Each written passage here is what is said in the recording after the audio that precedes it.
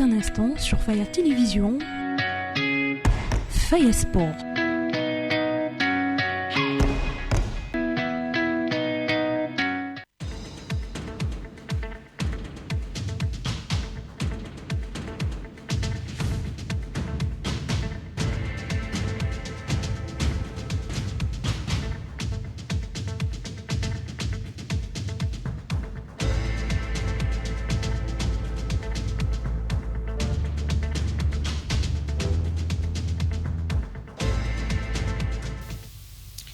Très heureux d'avoir nombreux branchés hyper connectés sur la chaîne de l'excellence réelle Faya Télévision pour suivre votre édition du journal des sports. Bonsoir mesdames et messieurs, bienvenue dans cette édition qui s'ouvre par le 9e Jeu de la francophonie Kinshasa 2023. Une autre médaille pour la République démocratique du Congo en judo. Les judokas Gédéon Kassota s'est séparé d'argent les jeudis 3 août en finale de la catégorie des 73 kilos face au Marocain Doukali Hassan. Reportage avec la direction des communications du ministère des Sports.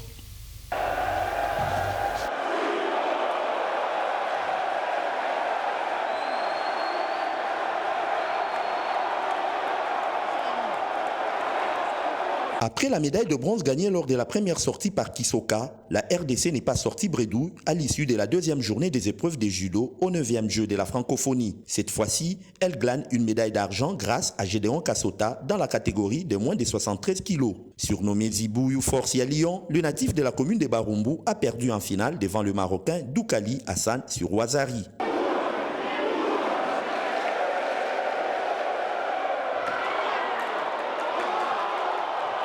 Tout au long de ces combats, le Marocain n'a joué que pour son point inscrit pour s'adjuger l'or.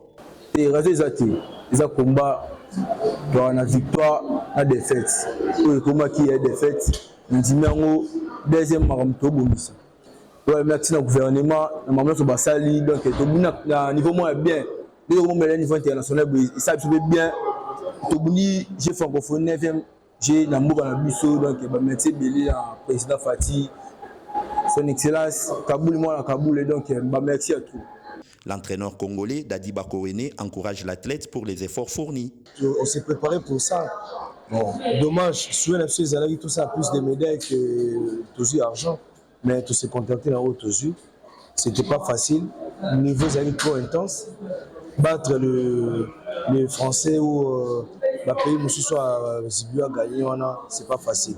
Les années qui ont été, te perdre depuis finale à bronze. Il y a Lorette, ça arrive, donc on va continuer encore de travailler. En judo, la RDC compte désormais 2 médailles, une en argent et une en bronze, sur les 8 athlètes alignés dans les 2 versions pour ces 2 premières journées.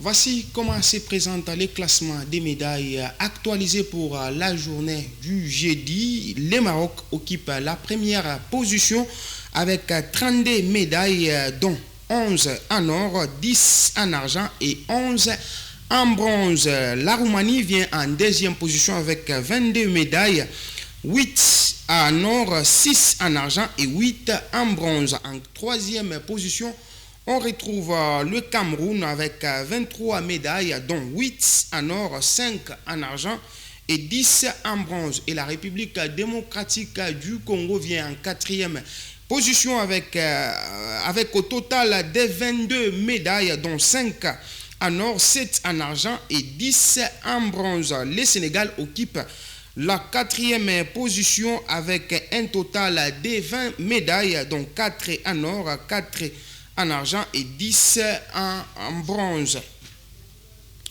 Nous allons parler volleyball à présent. Les VC Mazembe s'est qualifié en finale du championnat provincial de volleyball qui se déroule dans la cité frontalière de Kipushi en battant VC Panda Delikasi par la note de 3-7-0. Idriss Yambissa, capitaine de VC Mazembe, et Pascal Ilunga de VC Mpanda se sont livrés au micro de notre envoyé spécial à Kipushi, Pierrot Congo. Suivez. Difficile, c'est la demi-finale, donc on s'est préparé en conséquence pour la demi-finale. Et vu aussi ce qui nous a accroché sur le terrain, c'est qu'on était fatigué, on est arrivé un peu en retard par rapport au temps qui était prévu. Mais quand même, on a montré le niveau de Mazembe, on les a gagnés contre cette édition. Nous courons derrière les titres, nous allons venir avec toute humilité, mais nous allons nous venger cette fois-ci. Bon. Nous, c'est Mazembe. Comment vous comptez gagner ce match comme celui-là? Nous allons les jouer comme tout match, comme tout match. Mais c'est au finish que vous allez constater le résultat. Et l'effectif aussi, mais nous sommes en forme.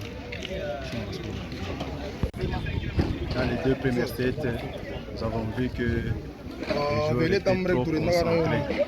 Donc, vous avez l'image de Mazembe. Au lieu de jouer entre eux, les joueurs, mais il y avait l'image de Mazembe. Après, relax, même ils se sont ressaisis. Pourquoi vous êtes venu apprendre? Vous n'étiez pas aussi ambitieux d'arriver jusqu'en finale? On était ambitieux, mais c'est arrivé. Nous allons casser les polices en 3 morceaux. Demain. Restons toujours dans ce même chapitre du championnat provincial de volleyball qui se dispute à Kipushi, déjà qualifié pour la prochaine édition de la Coupe du Congo de volleyball version féminine après avoir participé au championnat provincial au micro de Pierrot Congo. Trésor en Congolo, secrétaire de VC Lupopo, lance un cri d'alarme à la coordination de Lupopo afin de les considérer. Suivez. Provincial, on a appris beaucoup parce que c'est notre deuxième année. Ça, c'est notre première année. La première année à l'Ikassi, on n'a pas été à la hauteur, on n'a pas pu jouer, mais aujourd'hui, on a joué quand même. On a joué avec de grandes équipes. Vous connaissez Mazembe, les forces du progrès, ils sont en progression. Nous, vous avez vu qu'il y a des jeunes talents qui sont là. On est en train de se progresser avec des jeunes talents. En progressant avec la Coupe du Congo, on va encore améliorer avec l'effectif. Là, maintenant, on sait comment les erreurs qu'on a commises et puis l'effectif. Vous avez vu quand même l'effectif, vous-même, vous avez vu comment le championnat s'est passé. C'est une équipe qui est jeune, qui est en train de monter en progression. Mais nous allons monter progressivement, mais nous demandons toujours à notre comité de nous soutenir, comme qui est notre comité Saint-Éloi-le-Popo, qui soit à Brie et puis qui nous fasse aussi, qui nous voie aussi, parce qu'il ne faut pas voir seulement les foot, le football et puis le basket, il y a aussi le volleyball. Quand vous voyez les enfants, ce sont les mineurs, ce sont les enfants qui sont en train de monter en puissance. Quand ils jouent aussi un championnat provincial, maintenant, demain on va jouer aussi, le lendemain on va jouer la Coupe du Congo. Maintenant, il faut qu'on ait quelque chose. Maintenant, nous demandons l'appui qui puisse venir au mini-sportif de Saint-Éloi-le-Popo, les coordinations. Nous demandons à Donam Longoy, Doli, faites tout. Maman Gisèle, vous êtes là. Ce sont vos filles. Vous êtes femmes, vous êtes là. Nous vous demandons de soutenir ces enfants parce qu'ils ont tout donné à fond. Et puis, on ne peut pas dire, bon, c'est aux caméramans, merci. Parlons du roi football avec la vie dans nos clubs au sein de l'équipe d'Outre-Tinel sous les gazons du stade Gaëtan Kakoudji des jolis sites. Le football club Saint-Éloi Lupopo s'est entraîné avec la participation de ces nouvelles recrues. Reportage. Attendu dans un mercato survolté, 3 nouvelles recrues du football club Saint-Éloi Lupopo, cher au boss Jacques Kaboulakatou et Diwandani, ont eu droit à leur première ovation d'une frange des fanatiques lors de la séance d'entraînement sur l'aire de jeu du stade Gaëtan Kakoudji des jolis sites. C'est jeudi après-midi. 2 étalons du Burkina Faso se sont exprimés pour la première fois en tant que cheminots. Âgé de 23 ans, en provenance du rail de Kadiogo, le milieu défensif Dramane Kambou est prêt à tout. Je viens à Lumumbashi pour jouer à Saint-Éloi-le-Popo. Je suis milieu de terrain, milieu défensif. Je suis très content d'être cheminot. Je vais donner le meilleur de moi-même pour donner des points accentués. Merci. Son compatriote Valentin Nouma, latéral gauche, prodige de la S-Douane, âgé de 23 ans, ne jure que sur le travail. Valentin n'est pas venu ici pour s'amuser. Valentin a des objectifs à atteindre comme le club. Donc Valentin est là pour travailler et donner satisfaction à ses fans. Enfin, le jeune attaquant de 25 ans arrivé en provenance du Wydad Athletic Club de Casablanca, Quartier Ndembélé, fier de ses nouvelles couleurs, il promet de faire le travail pour lequel il a été enrôlé. Je suis quartier d'Avenue, oui. Je suis avant-centre, joueur malien de Wydad Athletic Club de Casablanca au Maroc. Et tout attaquant est là pour marquer. Donc l'objectif de l'attaquant, c'est de marquer seulement. Ces premiers groupes de nouvelles recrues, arrivés à Lubumbashi il y a 24 heures, s'est entraîné à l'écart et va rejoindre incessamment le reste du groupe. Pour clôturer la journée, le coach principal Mohamed Magasouba a donné un conseil à ses poulains. Pour un professionnel, c'est comme l'os pour un chien, les gars. L'os, quand il jette l'os, il prend le chien. C'est la même chose. Aimez le ballon. Et quand vous aimez le ballon, même dans ce déplacement, vous devrez l'aimer. Vous devrez suivre. Et de l'autre côté, les tout-puissants Glebert Mazembe continuent à peaufiner leur préparation dans son entrée de la Kamalondo. Les détails, vous aurez dans nos prochaines éditions. Place à présent à la revue des presses sportives avec nos confrères des Foot Mercato. Bonjour à toutes et à tous, on commence cette revue de presse en Italie avec le cas Vlahovic qui fait la une de la Gazzetta dello Sport. Car hier, il est entré en jeu lors du match de préparation face au Real Madrid et il en a profité pour inscrire un but dans les dernières secondes du match alors que les Merengues tentaient d'égaliser. Résultat, une belle victoire de la vieille dame 3-1 face à la Maison Blanche et ce vendredi, Dusan Vlahovic fait donc la une du journal au papier rose. Il faut dire que son avenir est loin d'être écrit dans le marbre puisque les Turinois continuent de discuter d'un potentiel échange avec Chelsea et Romelu Lukaku. Pour l'instant, c'est Vlahovic 1, Lukaku 0, peut-on lire dans le média, qui prend plutôt le parti de l'attaquant serbe, tout en précisant que les discussions entre les deux clubs continuent. En effet, Chelsea veut régler le dossier Lukaku, mais aussi avoir un attaquant de plus après la blessure de Nkunku en préparation. Du côté des Bianconeri, pour l'instant, on attend que le montant du chèque grimpe en plus de l'échange. On espère passer des 20 millions d'euros proposés à au moins 35 ou 40 millions d'euros en plus de Lukaku. On retrouve ce gros dossier en une du Corriere dello Sport. Le quotidien transalpin revient sur les points que nous venons d'évoquer, mais ajoute une précision importante. Le secteur financier de la Juventus autorise un échange, mais il reste donc maintenant à savoir quel sera le chèque ajouté à l'opération. On file en Angleterre maintenant avec le témoignage poignant d'Aaron Ramsdale, le portier d'Arsenal. Ce dernier s'est livré longuement dans un article écrit par ses propres soins et publié dans The Players Tribune ce jeudi. Aujourd'hui, le reste de la presse anglaise revient sur le témoignage de Ramsdale, qui est revenu sur le lynchage médiatique qu'il a subi ces dernières années, notamment après son transfert à Arsenal. Au-delà des critiques sur sa signature, il a également dévoilé certains passages de sa vie privée, comme l'homosexualité de son frère, son dégoût de l'homophobie et la fausse couche de sa femme à son retour de la Coupe du Monde.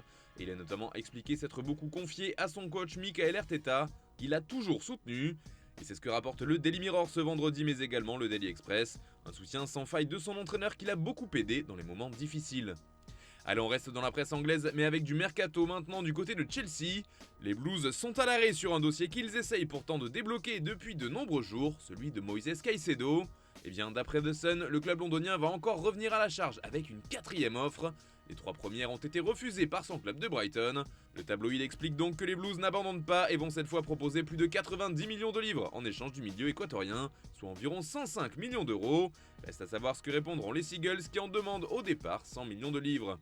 Autre info, le célèbre joueur de football américain Tom Brady est devenu actionnaire minoritaire de Birmingham, qui évolue actuellement en Championship comme le rapporte le Daily Mail. Birmingham City est un club emblématique avec tant d'histoire et de passion. Faire partie des Blues est un véritable honneur pour moi, a affirmé la star de NFL. Et comme le note le Daily Telegraph, c'est une nouvelle star américaine qui débarque dans le foot anglais, après notamment LeBron James, présent du côté de Liverpool depuis quelques années déjà. En Espagne, les journaux reviennent sur la nouvelle défaite du Real Madrid en préparation que l'on évoquait tout à l'heure. Les Merengues ont perdu 3-1 contre la Juve après une défaite 3-0 contre le Barça.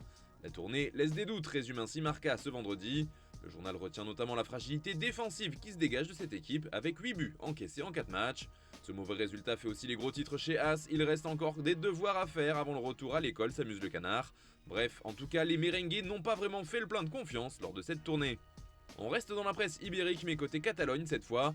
Le Barça continue de chercher à se renforcer et le mercato fait des gros titres des journaux. C'est le cas avec Sport qui affirme que la priorité du recrutement est au poste de latéral. On vous en parlait dans le JT d'hier, les négociations progressent pour Joao Cancelo, mais explique le média, les exigences de Manchester City sont très élevées. Le Barça ne lâche pas mais cherche d'autres solutions comme Ivan Fresneda.